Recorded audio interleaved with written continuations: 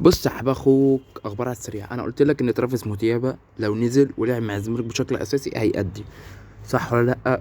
النهارده ترافيس موتيابا صنع فرصه محققه وادى بشكل اكتر من رائع. وكمان في اللي عجبني في جوزيه جوميز النهارده ان هو ما بيعتمدش على حد اساسي بذاته، يعني ما بيعتمدش على عبد الله السعيد، ما بيعتمدش على موتيابا، ما بيعتمدش على حد شخص بذاته. النهارده كله كان بيلعب وكله ادى، وخصوصا ان هو نزل كتير، يعني نزل بتاع 3 4 لعيبه ناشئين 19 سنه و18 سنه، لا يتجاوزوا ال 20 سنه او ال 22 سنه.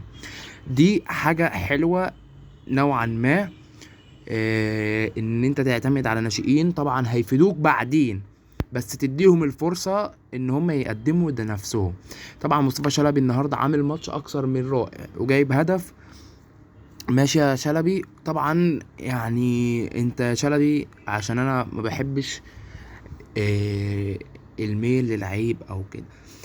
شلبي انت ليه بتلعب على المنظرة؟ او انت بتلعب فترات، يعني ما ادائك مش ثابت. مرة ماتش حلو ومرة ماتش وحش. ادائك مش ثابت عكس لعيبه تانية كتير. ما ينفعش ادائك يكون مره حلو ومره وحش، لازم ادائك يكون ثابت يا شلبي.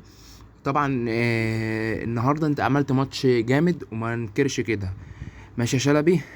طبعا عبد الله السعيد يعني نوعا ما الريتم بدأ يعلى مع الزمالك، طبعا مسجل هدفين، طبعا ضربة جزاء وشوطة ايا كان، بس يسجل هدفين ولعب النهارده ماتش حلو نوعا ما. بس بحس ان في كذا حاجه كده لازم يطورها جوزيه جوميز طبعا مع اللعيبه.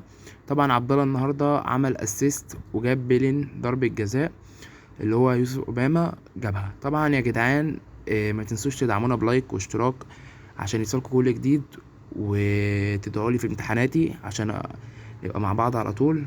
واتمنى يكون عجبكم التغطيه ديت، واستنونا في فيديوهات كتير قوي، ومش هغيب عليكم تاني بس بعد ما اخلص امتحانات.